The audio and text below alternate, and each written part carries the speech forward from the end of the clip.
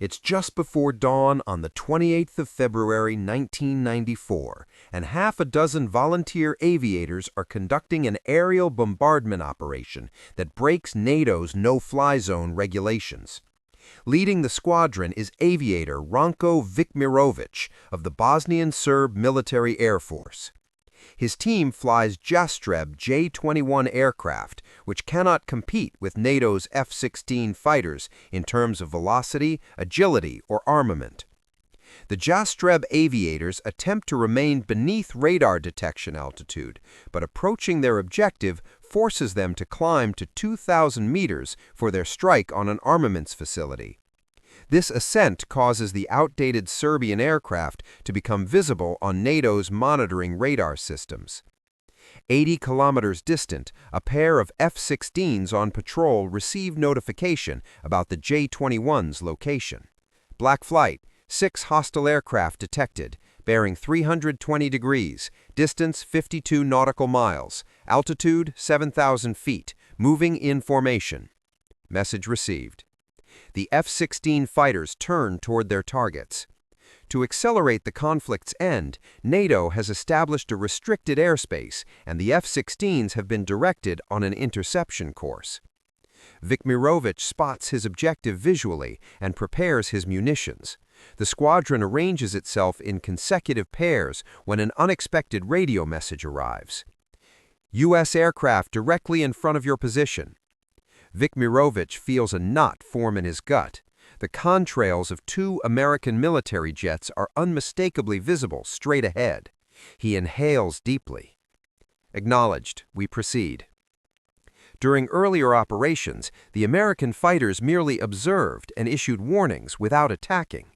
Vikmirovic understands that if the F-16s intended to eliminate him, they possessed the capability from significant distances.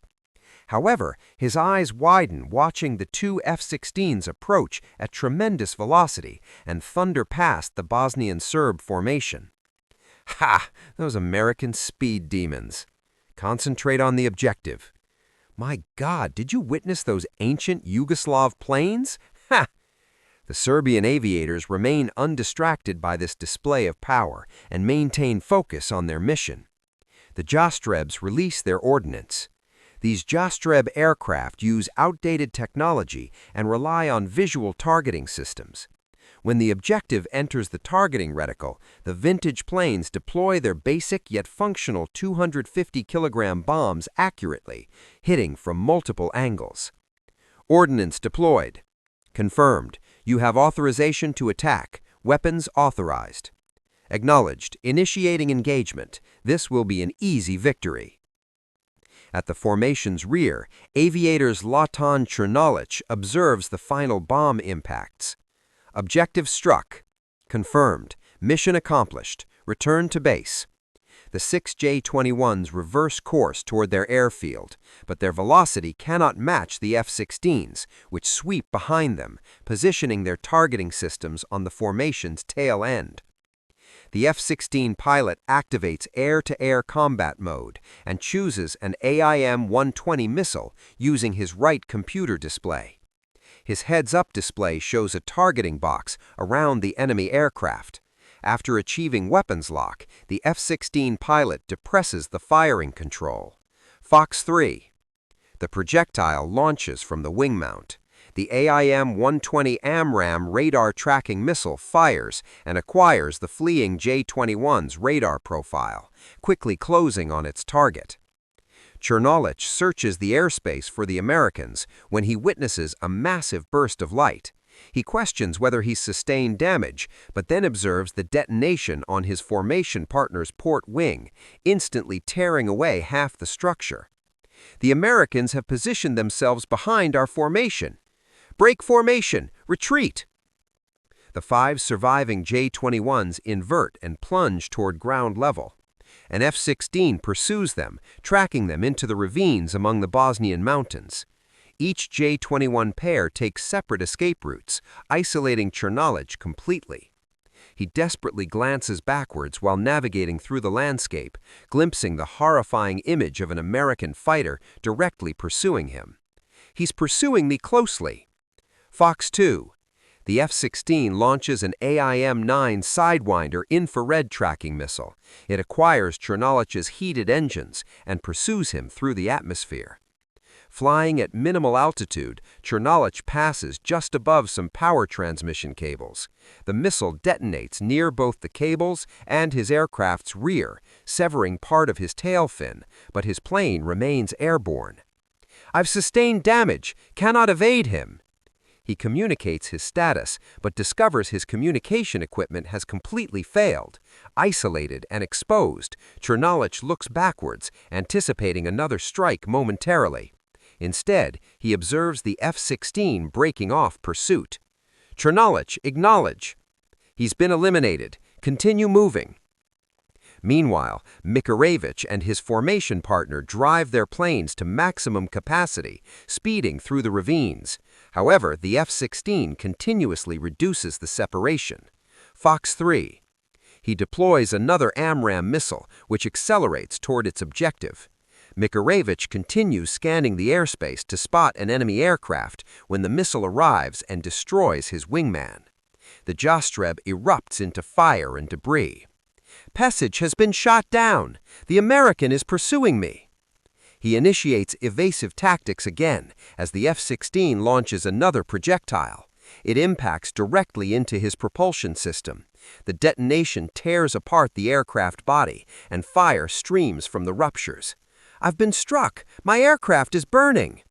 He struggles with the failing plane, yanking forcefully on the control stick and attempting to gain altitude as flames surround him. As fire consumes the cockpit, Mikhailovich activates the canopy emergency release and ejects. The F-16 speeds past as Mikhailovich descends safely by parachute. The F-16s proceed toward the subsequent pair of objectives. They exchange positions, with the supporting F-16 diving to attack, equipped with a complete missile loadout. But their fuel reserves are depleting, and within minutes they'll need to withdraw. Nearing minimum fuel level, two hostile aircraft attempting escape may achieve one engagement. Understood. South of the F-16 formation, Vukmirovich and his partner Goran Zarich have been forced to monitor their comrades being eliminated sequentially in quick succession. Their remaining hope vanishes upon seeing an F-16 emerge over the ridges behind them. "Pursuing us!" The pair separates as the American aircraft closes in. With barely sufficient fuel for return, the F-16 achieves target lock. Fox 2. Vukmirovich observes the missile separate from the mounting and rotate toward him. He maneuvers sharply, attempting to evade it, but it's futile. It quickly approaches from his starboard side and detonates adjacent to his wing. He's shocked, but the shrapnel causes no major damage. He looks rearward, anticipating additional attacks, but the F-16 abandons pursuit, depleted of fuel. He's withdrawing. We survived? However, NATO headquarters has deployed two additional F-16s. Vukmirovich looks upward again.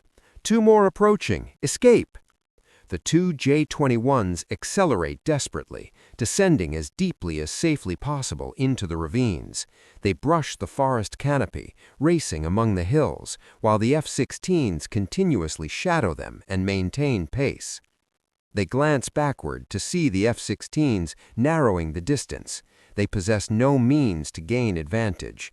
In desperation, Vukmirovich attempts a final desperate strategy. "Stay with me." He directs straight toward a rock face at full velocity, with Zarich maintaining tight formation behind. "We ascend at the final possible instant." His pulse accelerates as both aircraft head directly toward the terrain. "Ascend now!" Both aviators pull their controls with maximum force. Zarich experiences crushing G-forces as the terrain rapidly fills his windscreen. "Hold together!" Vukmirovich's aircraft strikes the surface and erupts into fire. Zarich looks rearward. No parachute is visible. Negative, negative! The F-16s pierce through the smoke, maintaining pursuit. He returns to a dive, attempting to utilize the landscape as protection, but they're excessively close. Fox 2. The missile eliminates the distance and detonates into Zarich's tail section. His aircraft erupts into flames, and he loses complete control. He jettisons the canopy and ejects, but his altitude is far too minimal. The parachute lacks sufficient time to deploy, and he descends into the explosion of his own destroyed aircraft. Target destroyed. Another hostile aircraft on radar, pursuing. The F-16s depart the location and locate another J-21, traveling low across the terrain. It's Krnalich, struggling to fly his compromised aircraft towards safety. He's monitoring his instruments when the F-16 thunders past. He experiences intense fear and instantly pulls the control stick. His sole strategy is to achieve sufficient height to eject before the American can destroy him. The F-16 positions behind him, and he grasps the canopy emergency release. However, the F-16 then rises alongside, synchronizing his velocity. He makes eye contact with the opposing aviator. The American offers a salute and departs. Among the 6 Yastreb aviators who volunteered for that hazardous operation, 3 failed to return home. Krnalich would subsequently state, "I harbor no negative emotions toward the American aviators. We possessed our assignment, they possessed theirs." This occurrence is commonly known as the Banja Luka incident and constitutes NATO's first combat engagement in its history. Robert Wilbur Wright received recognition for 3 eliminations, the greatest achievement by a USAF aviator in a single operation since the Korean War, while aviator Stephen Astellin received recognition for 1 elimination. May God protect them if we deploy our F-117s. Haha, nobody informed us they were undetectable. View this documentary and discover how the F-117 was eliminated.